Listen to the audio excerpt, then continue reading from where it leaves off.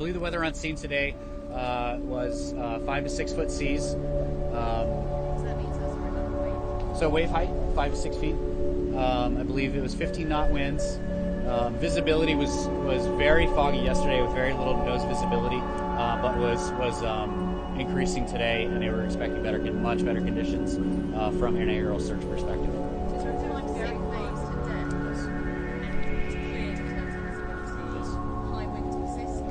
It was 15 knot winds. So in terms of it's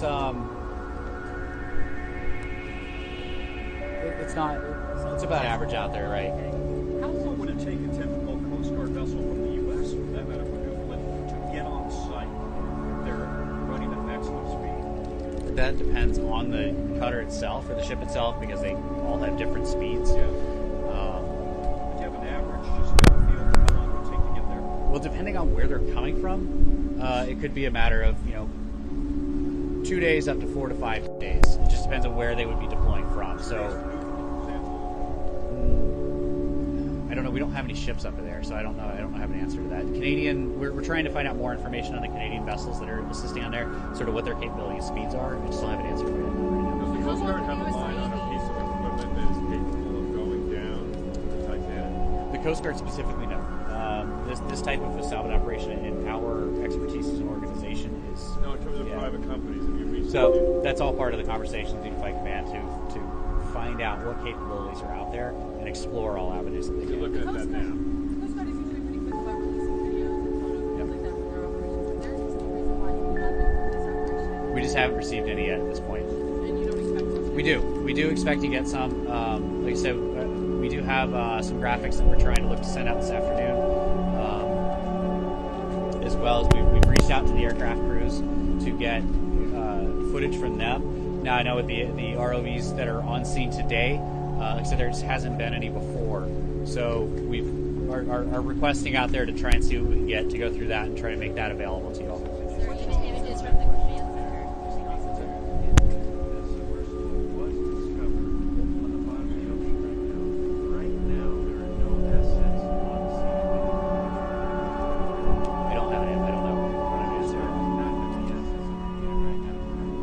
Coast Guard assets itself, no, we do not have any Coast Guard cutters on scene.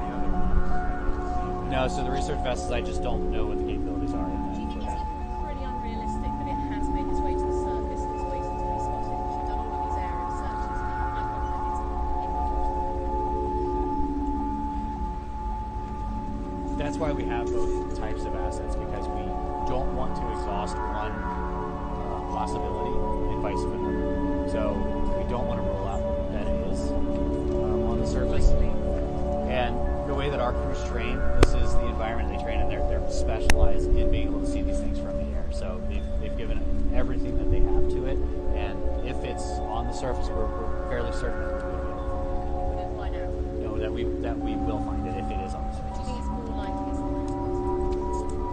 It's impossible to say. Can I just ask you to, I realize this may be challenging, you may not have the answer, but I'm trying to get a sense of how far away the nearest naval asset would be that has that lift capability, salvage capability. Is it coming from North Carolina, from Florida, from Boston? Can you give us any idea of how far away it might be? No, I don't have an answer to that. Do you know if that vessel has a neighbor or some other way of communicating with text? From the research vessel, The Titan.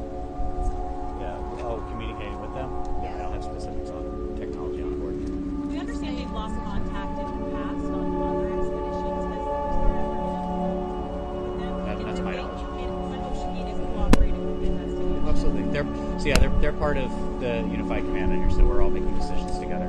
So did they have anything else that would I don't know, but if they do, it's definitely being discussed as far as their capabilities. Were they telling what they did? I mean, so we're talking about that to be honest. It sounds like the risk it's not really And that's just the biggest part of the challenge of all this, is trying to understand how the capabilities are working together, how they would do it, the technical aspect of that. So your family members and family members, should you give a message from family? I think it was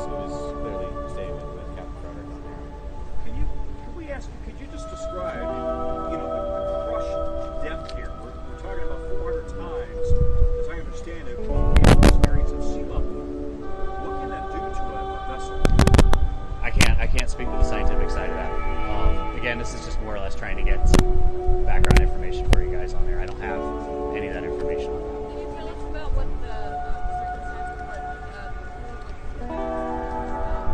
Submersible doesn't necessarily, it goes in for a dive and walks right back up. It doesn't stop there for that long. Is there... And that would be a great question that we could try to get answered for you with that subject matter expert discussion that we talked about to get an opportunity for you guys to ask that question.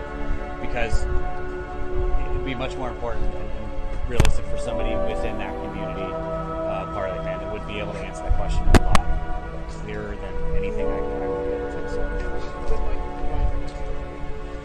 So we do have a press release that's going to be going out shortly with the graphics we talked about. Probably similar information to what was passed today. If any new information comes up, we'll update that. But I think ideally we'll be putting out press releases daily, and would look at probably doing another briefing.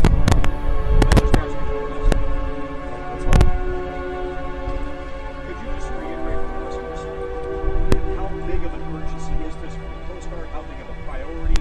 Do you prioritize these things? Do you classify them as priority red, 1, 2, 3? How big of a priority is this?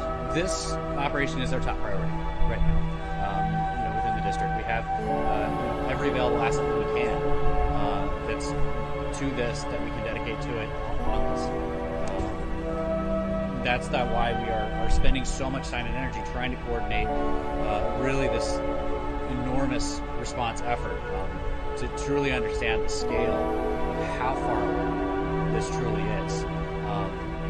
And in the context of the types of assets that we can get out there over something that's that enormous, something larger than the state of Connecticut, and the perspective of what is available to be able to search in those kind of conditions so far offshore. Understand that 900 miles looks like is an enormous amount of distance.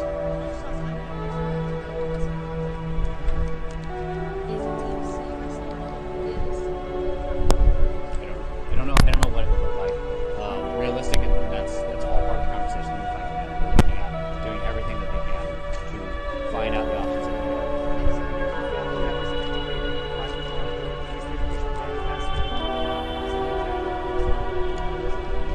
There is one there. So not until all the necessary notifications have been completed through that process can we release those. I know that some have gotten out, but they have not been released. But thank you. I really appreciate your time today. Thank you. And we'll send out an update when the next advisory or advisory will be out for you guys. Not that I'm aware of. Nothing that we are setting up. I don't know if any are up there. I'm hoping that we can do a research out for us and let us know so we can help find out. If the Canadians take over the on-site command out in the water, would they move to St. John or Briefing for the continuing search for the submarine from the Canadian research vessel Polar Prince. I'm Chief Petty Officer Robert Simpson, the Assistant Public Affairs Officer for the First Coast Guard District. In just a few minutes, or just a moment, I'll be introducing Captain Jamie Frederick. He's one of our limit everybody to one question, and we'll try to get around as many as we can. Me and my staff will be available afterwards so we can take some additional questions that may not have been able to get to or may not answer fully to get your contact information, and our staff will be able to get back to you with that information. This time I'd like to welcome Captain Jamie Frederick, Response Coordinator in the 1st Coast Guard District. Good afternoon. I'm Captain Jamie Frederick with the 1st Coast Guard District Response Department, which oversees search and rescue operations under Rear Admiral John Mauger, the 1st Coast Guard District Commander. I'll provide a brief recap of our coordinated search efforts for the 21-foot submersible with 5 people on board, along with providing an update on current search efforts and plans for the next 24 hours. On behalf of all the men and women of the United States Coast Guard and our search partners, we offer our most heartfelt thoughts and prayers for the 5 crew members, their families, and their loved ones. Our crews are working around the clock to ensure that we are doing everything possible to locate the Titan and the 5 crew members. Yesterday, we stood up a unified command consisting of expertise from the United States Coast Guard, the United States Navy, Canadian Armed Forces and Coast Guard, and the Titan's parent company, Ocean Gate Expedition. This is a complex search effort which requires multiple agencies with subject matter expertise and specialized equipment. While the U.S. Coast Guard has assumed the role of Search and Rescue Mission Coordinator, we do not have all of the necessary expertise and equipment required in a search of this nature. The Unified Command brings that expertise and additional capability together to maximize effort in solving this very complex problem.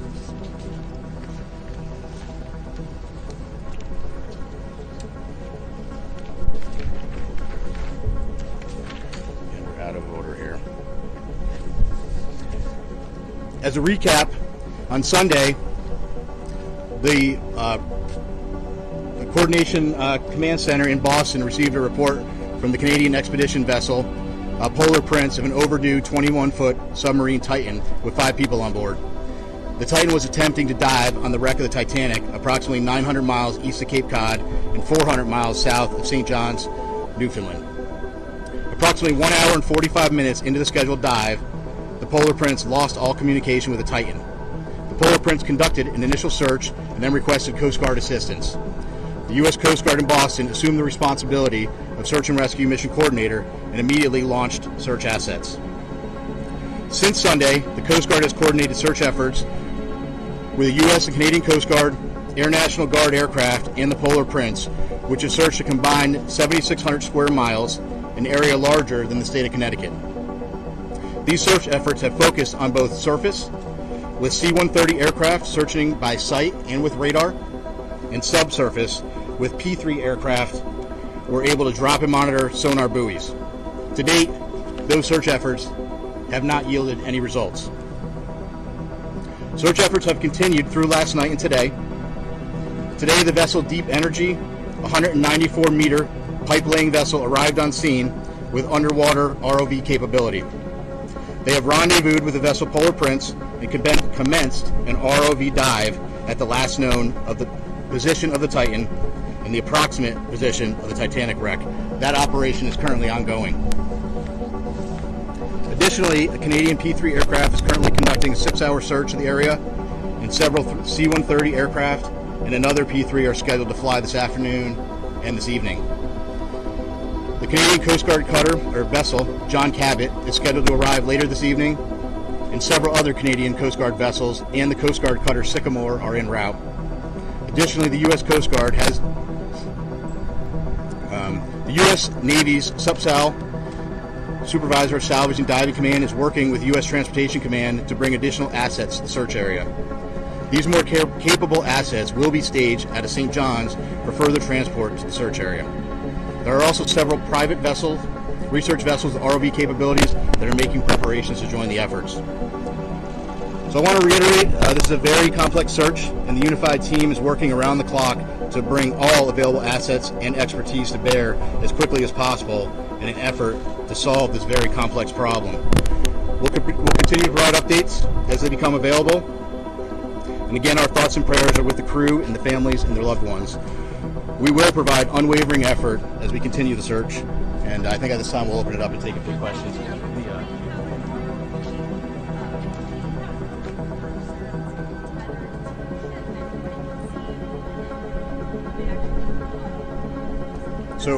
So each of the ROVs, so that's kind of a vague question, right? ROVs have different capability. It's our understanding the current ROV that is deployed at the site now has some limited capability. It has a camera on board, but again, each of those is different, and we'll be gathering more information as that operation goes on through the day. How many hours of oxygen? If your submersibles can find the sub, is there any way to retrieve it and save the people on board? And so right now, all of our efforts are focused on finding the sub. What I will tell you is we have a group of our nation's best experts in the Unified Command, and if we get to that point, those experts will be looking at what the next course of action is. How many hours of oxygen are left that you know of, that you can estimate right now on the submersible? And does it have to be approved or regulated? Sure. So first of all, it's an estimate, right? Because we know from the data we were using as a starting point was 96 hours. We know at this point we're approximately about 41 hours. 41 hours left. Yes. And does correct. they have to be approved or regulated to submersibles that go through anything that you know of? Yeah, I'm not sure of the exact technical piece of that. We know there's about 40 hours of breathable air left based on that initial report. Again, that was just the initial report based on 96 hours from when the vessel. Captain, even with that amount of time that's left, let's say 41 hours or so, if you were to find the submersible at this moment, would that give you enough time to save these 5 people on board? Yeah, I don't know the answer to that question. What I will tell you is we will do everything in our power to effect a rescue. Again, it's going to depend on if the ROV finds something. It's going to depend on what they find, what needs to be, what steps need to be taken next, and really that is for the experts within the Unified Command to take a look at and then decide what the best course of action is. It seems to have taken the mothership vessel, those running this operation, about 8 hours to contact you on Sunday after they lost contact with the sun. Is that a cause for concern? Listen, right now, our effort and our focus is on searching with what we know. As soon as we received the report on Sunday evening, we immediately launched search efforts. We flew assets that evening, and we've continued constant surface and air asset searches since that point. Go ahead. You mentioned that the search operation is very complicated. What are the biggest challenges? Well, this is a complex search, and it's complex for a variety of reasons. You're talking about a search area that's 900 miles east of Cape Cod, 400 miles south of St. John's. So logistically speaking, it's hard to bring assets to bear. It takes time, it takes coordination. And then we're dealing with, two pieces of, you're dealing with a surface search and a subsurface search. And frankly, that makes it an incredibly complex operation.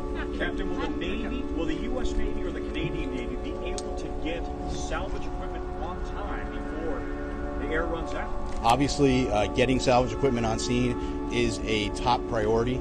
Unified Command is working through that to prioritize what equipment we can get there. There are ongoing operations right now via the U.S. Navy and Transcom to get equipment staged in St. John's and to get it on scene. I can't give you an exact timeline of when that's going to happen. What I can tell you is there is a full press equipment on scene as quickly as we can. Is that equipment already on the East Coast, though? Or is it coming from the Pacific, for example? No, so some of the equipment that's coming is coming from the East Coast, but again, we're talking about very heavy equipment. It's a complicated transport operation, but the best professionals in the world are working it, and that's U.S. Transcom. Yeah, when it comes to the equipment, can you put in more detail? Do you have the curved line that's being shipped up to that location? And since you don't have a fleet tug vessel with the Apache with the commission, what other assets you have? You have civilian ships that can... Yeah, so like I said, there are several civilian ships that have offered services heading that way. There are additional Coast Guard cutters. We hope to have a Canadian Coast Guard cutter on scene this evening. We hope Polar Prince has been doing a great job with those duties, but if we could take some of that from them, that would be good. But your question about specific equipment, I'm not going to get into talking about specific equipment. Frankly, I'm not an expert on what that equipment is, but again, I can tell you we have experts in the Unified Command that are going through that, prioritizing what we need, and then how we get it on scene. Well, can you tell us about the personnel from Boston? How many people from here are out there, and also what equipment? From Boston specifically. Yeah, from Boston. So Boston, where Boston plays a role is the command center, the rescue and coordination center is here in Boston. The aircraft that are coming in are coming from different locations, but the command structure is being worked out of Boston. And I think we have time for two more questions. In all your years of experience, just how unique is this? Has the Coast Guard ever had to deal with anything like this?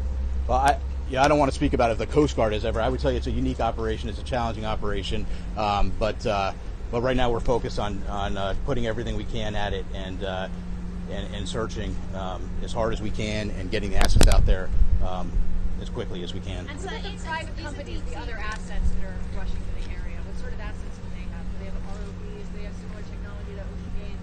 Yeah, so there are some additional assets with ROVs. There is one asset that is working to get on scene with a decompression chamber. So those are all pieces that are coming together, and we're working those logistical challenges to get them there. And I think we'll take one more. Is a deep sea rescue a realistic prospect? What would that look like? Well, I can't tell you exactly what it would look like. I would tell you that we are out there, we're searching. We wouldn't be doing this. We wouldn't be searching and putting all effort out there. I think that, if the sub is located, that's a question that then the experts need to look at what is the best course of action for recovering the sub. But I think it's going to depend on that particular situation and if we encounter that. Sir, is it true that the British offered assistance and they were told we don't need your assistance at this point? No, I'm not aware of that. Again, what I would tell you though is that the Unified Command is working through prioritizing. We know that there's equipment out there that can be brought to the scene. The Unified Command is working through prioritizing what equipment we need and then how we get it there. And the French are also responding to the ship as well? Yes, that's my understanding. Correct. And I think we're going to wrap it there. So, yep, thank you. Thank you, Captain. Thank you. I really appreciate you guys coming out today to include this portion of the brief on there. I can stay behind just to take some additional stuff that maybe wasn't answered. We can try to get some information back to you kind of a bit later. Can you clarify the question about the men and women here who are based in Boston? Yeah. So are they not out there? Are they just working here? Right. So the Rescue Coordination Center that he's talking about specifically, that's based in Boston. So the personnel that are working in the command and control environment, as far as building a lot of the search and rescue plans, sending out the information, coordinating those pieces, are here. The people affecting the mission, so the pilots, the air crews, all of the ships, those are based out of different areas. So our pilots, air crews are out of Elizabeth City, North Carolina. The Coast Guard cutter Sycamore, I believe, is out of Newport, Rhode Island, but they were operating already in the Arctic. So there are a number of people that are here working in that staff element, but are not physically located out in the search area, if that makes sense. Command and control. It is, yes. Does Ocean Gate have another submersible that they could try to send down there? I don't know. It sounds like, for the most part, the staging area is moving to St. John's. So I believe, a lot of it into St. John, Newfoundland, right? Yes. Yeah. That's so our aircraft is as well. So I know there is a number of pieces going out there. Logistically, it's easier as opposed to from here. Talk about Transcom organizing the different assets available. I asked Transcom and they kicked it over to you guys. Okay. So can you give a little bit more clarity on what kind of assets you have put in the water? I specifically asked about the Curve 21. Yeah. Is there one on the way? I don't know. I don't know the answer to that. So I know a lot of those questions were unanswered on there, and so a lot of it's because we're not the right agency to be asking that. I know as in the command we should be to be the one to give the answer to you, but we want you guys to hear from the subject matter experts. Right. So that's our next plan. Is what we want to do is give an opportunity for you all to get all of the subject matter experts we can into one location to Are there livelihoods? To give you kind of the best thing we can do. You anticipate in those 40 hours when that becomes a recovery mission, if you choose to do a recovery mission? Is that your plan?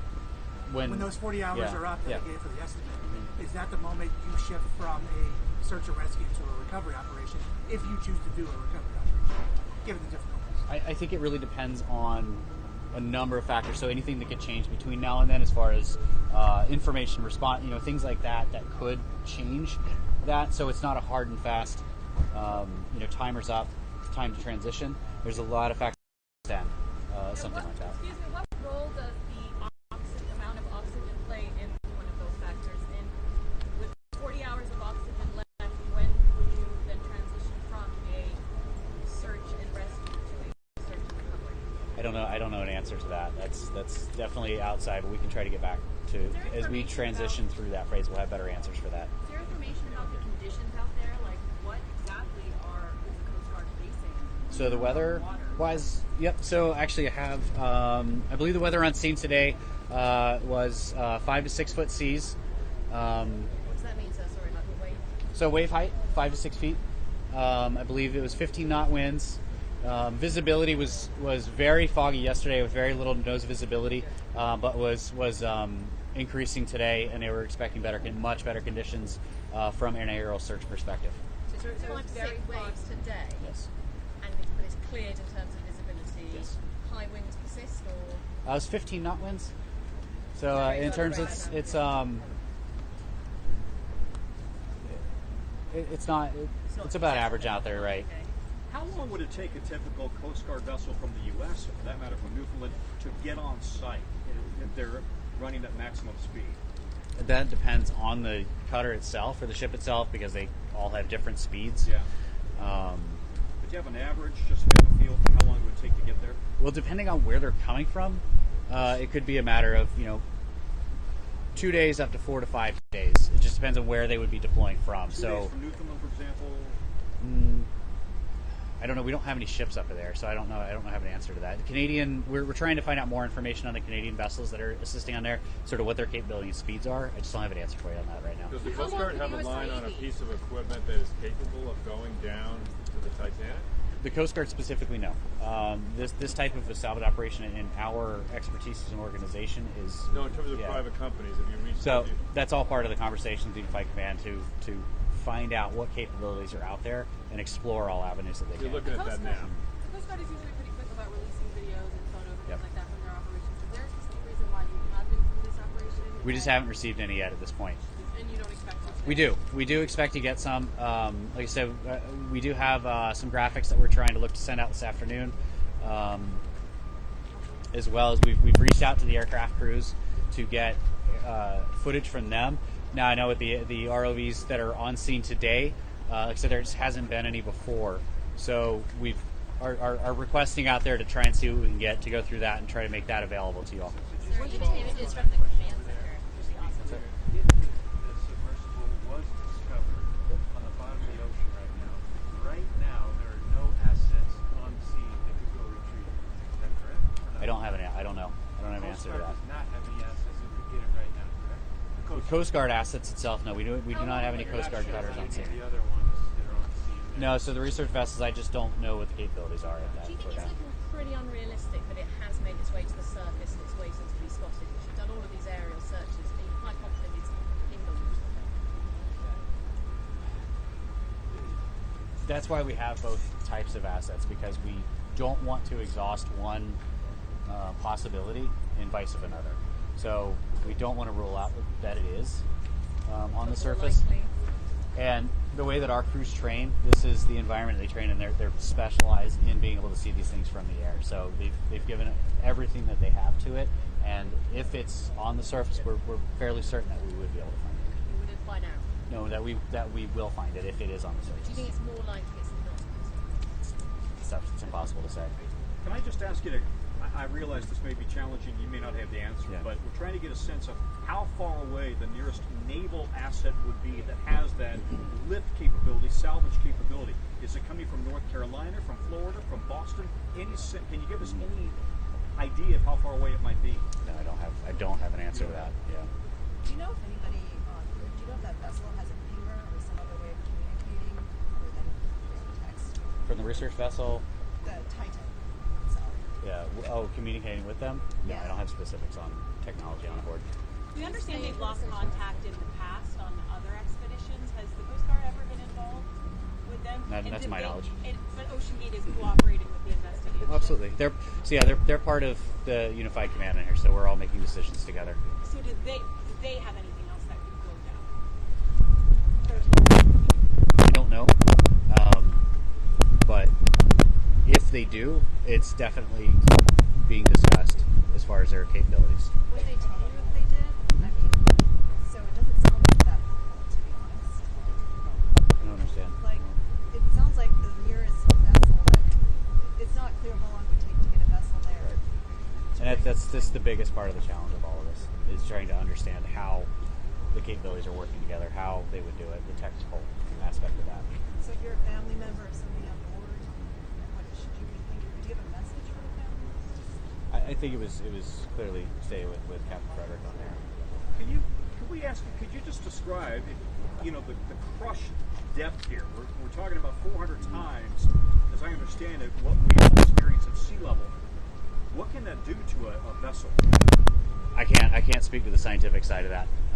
Again, this is just more or less trying to get some background information for you guys on there. I don't have any of that information on that. Can you tell us about what the circumstances, what who would feel at this point? I mean, submersible doesn't necessarily, it goes in for a dive and bobs right back up. It doesn't, it's not supposed to be there for that long. Is there? And that would be a great question that we could try to get answered for you with that subject matter expert discussion that we talked about to get an opportunity for you guys to ask that question, because it'd be much more important and realistic for somebody within that community part of the command that would be able to answer that question a lot clearer than anything I would be able to. So, When might you provide your next update? So we do have a press release that's going to be going out shortly with the graphics we talked about. Probably similar information to what was passed today. If any new information comes up, we'll update that. But I think ideally we'll be putting out press releases daily, and would look at probably doing another briefing tomorrow. Can I just ask you one last thing? All right, let's hold. I don't know. Could you just reiterate for us, how big of an urgency is this for the Coast Guard? How big of a priority? Do you prioritize these things? In other words, do you classify them as priority red, 1, 2, 3? How big of a priority is this? This operation is our top priority right now. Within the district, we have every available asset that we can that's to this that we can dedicate to it on this. That's why we are spending so much time and energy trying to coordinate really this enormous response effort to truly understand the scale of how far away this truly is. And in the context oxygen of is expected to remain inside the submersible. The breathing apparatus can go on for a total of 96 hours. That's the amount of time that they had initially, for a capacity of 5 people. Now, currently, 5 people are reported to be on board the sub, including a pilot, a British billionaire adventurer, Pakistani businessman Shehzad Dawood, his son Suleiman, and another passenger.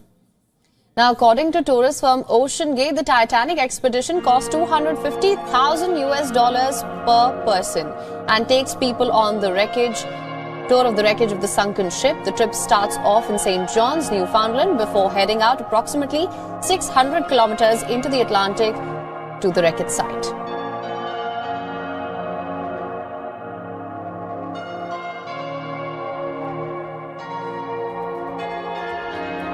So the opportunities for finding them in a mangled wreck within the next 36 hours, I think, are practically impossible.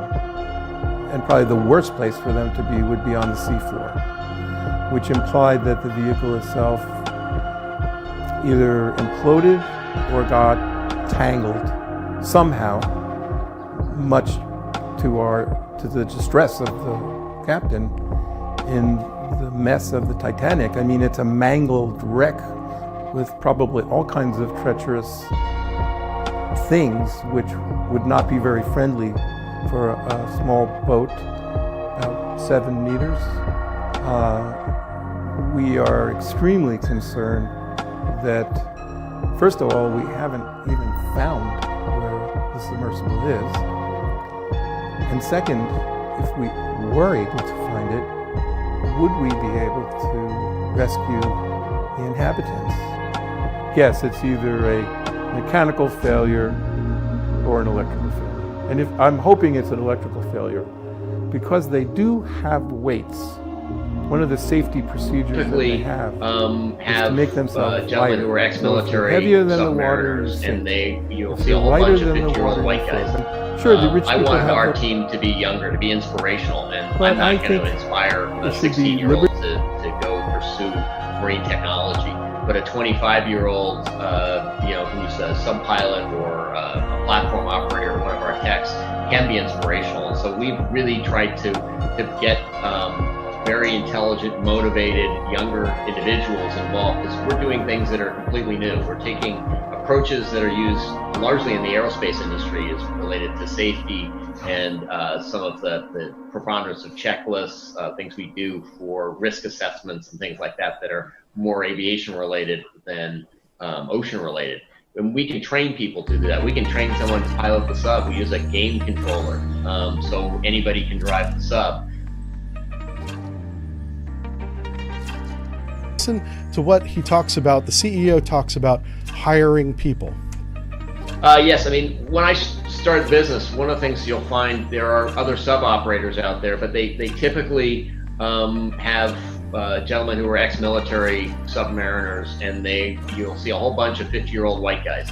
I wanted our team to be younger, to be inspirational, and I'm not going to inspire a 16-year-old to go pursue marine technology. But a 25-year-old, who's a sub-pilot or a platform operator or one of our techs can be inspirational. And so we've really tried to get very intelligent, motivated, younger individuals involved, because we're doing things that are completely new. We're taking approaches that are used largely in the aerospace industry, is related to safety and some of the preponderance of checklists, things we do for risk assessments and things like that are more aviation related than ocean related. And we can train people to do that. We can train someone to pilot the sub. We use a game controller, so anybody can drive the sub.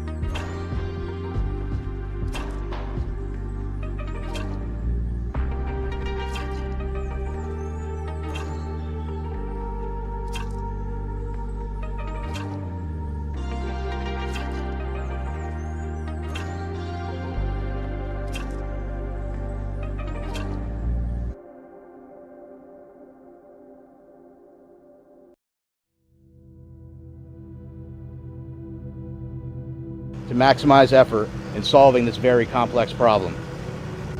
The Titan was attempting to dive on the wreck of the Titanic approximately 900 miles east of Cape Cod and 400 miles south of St. John's, Newfoundland. Approximately 1 hour and 45 minutes into the scheduled dive, the Polar Prince lost all communication with the Titan. To what he talks the about, Polar Prince conducted an initial search and then requested Coast Guard assistance. The U.S. Coast Guard in Boston assumed the responsibility of search and rescue mission coordinator and immediately launched search assets. Since Sunday, the Coast Guard has coordinated search efforts with the U.S. and Canadian Coast Guard, Air National Guard aircraft, and the Polar Prince, which have searched a combined 7,600 square miles, an area larger than the state of Connecticut. These search efforts have focused on both surface, with C-130 aircraft searching by sight and with radar, and subsurface, with P-3 aircraft were able to drop and monitor sonar buoys. To date, those search efforts have not yielded any results.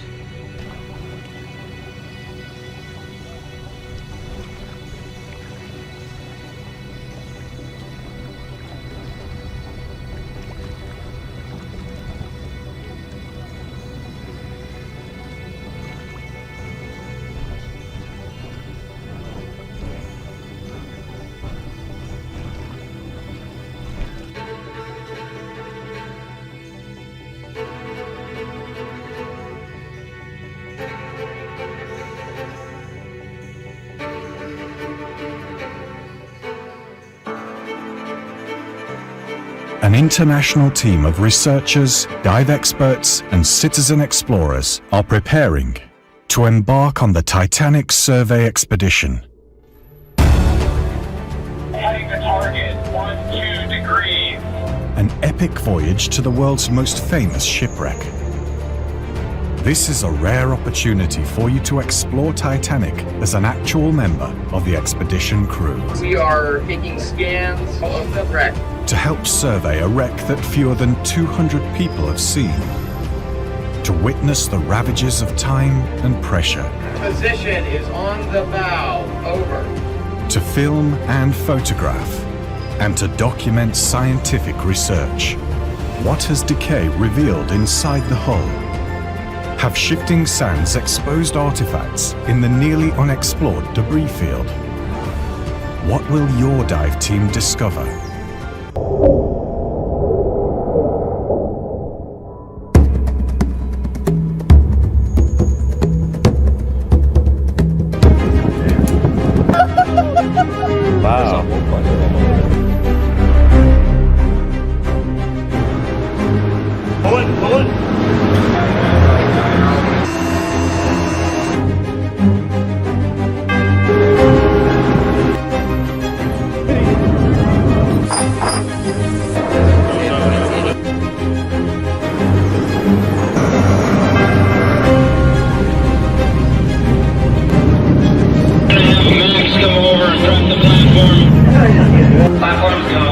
Office driving is go.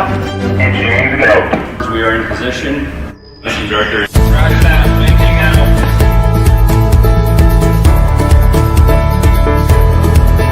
Range 275 meters at our 3 o'clock.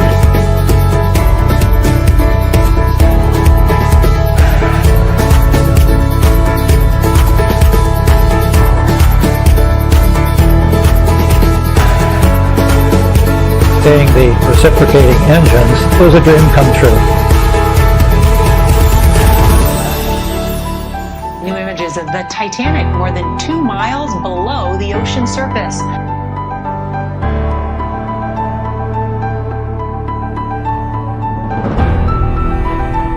Images captured by the team at Ocean Gate Expeditions, led by CEO Stockton Rush. We're excited about doing it in a way that is safe and enjoyable and engage other people in that activity. If it wasn't for you guys, I wouldn't be here. Their goal is to document the Titanic with 4K video and state-of-the-art laser and sonar technology, creating a high-res 3D image of what remains of the ship. This will no doubt be the best experience of my entire life.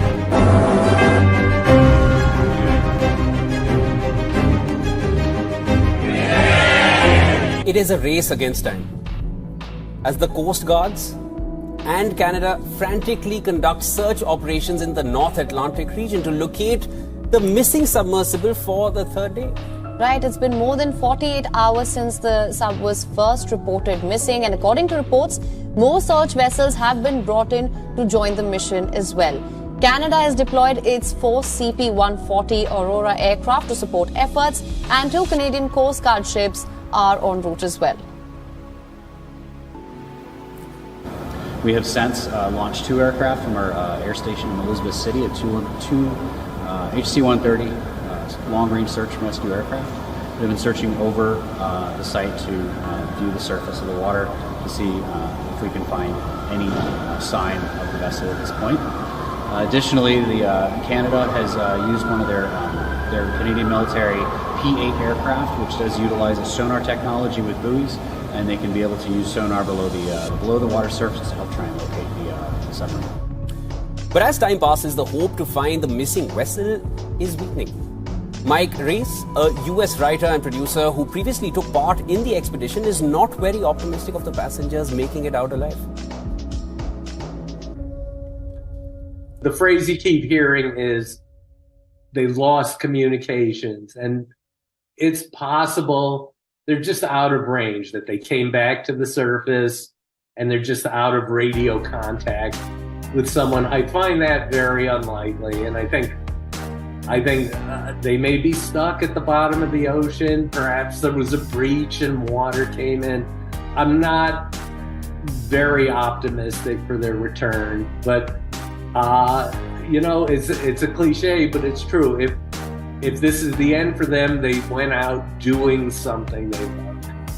It was on Sunday. The submersible had set out to explore the wreckage of the infamous Titanic, but less than 2 hours into the sea dive, the research vessel Polar Prince lost contact with the Titan. The US Coast Guard now says that less than 40 hours of oxygen is expected to remain inside the submersible. The breathing apparatus can go on for a total of 96 hours. That's the amount of time that they